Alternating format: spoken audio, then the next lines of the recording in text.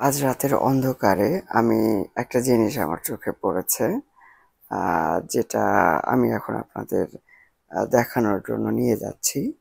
তার আগে বলে রাখি সেটা যতটা কিউট অনেকের কাছে আবার ভয়ঙ্করও।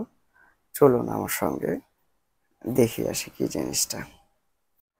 আজকে গ্রামে এসে রান্নার জ্বালানির জন্য যে শুকনো খড়কুটো রাখা হয়, সেখানে দেখি একটা বিড়াল তার একটা ছোট্ট শাবক জন্ম দিয়েছে।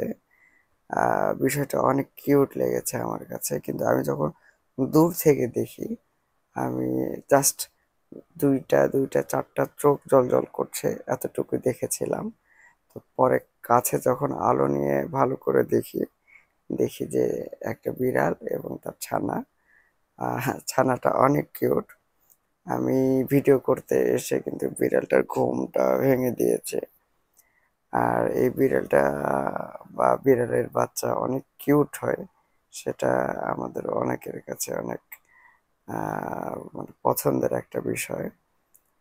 কিন্তু অনেকেই আবার রাত্রেবেলা বিড়াল দেখলে ভয় পায়। এর কারণটা হচ্ছে, রাত্রে বিড়ালের চোখে আলো পড়লে বা বিড়াল আমার দিকে তাকাইলে, এই যে দেখুন, মানে চোখটা জ্বলজ্বল করে ওঠে। এটা অনেকের জন্য ভয়ের কারণ।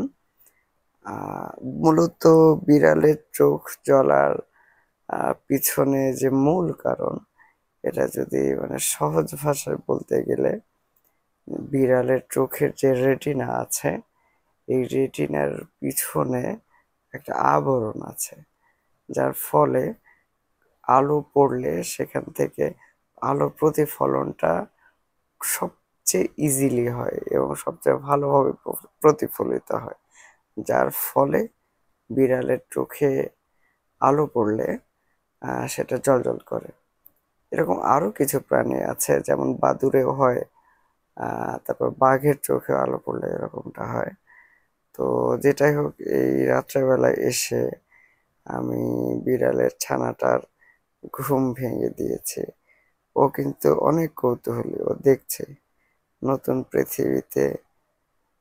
ওর কাছে সবই নতুন এবং অনেক অনেক মানে কিউরিসিটি ওর মাথার মধ্যে, ওর চোখে মুখেও দেখতে পাচ্ছি।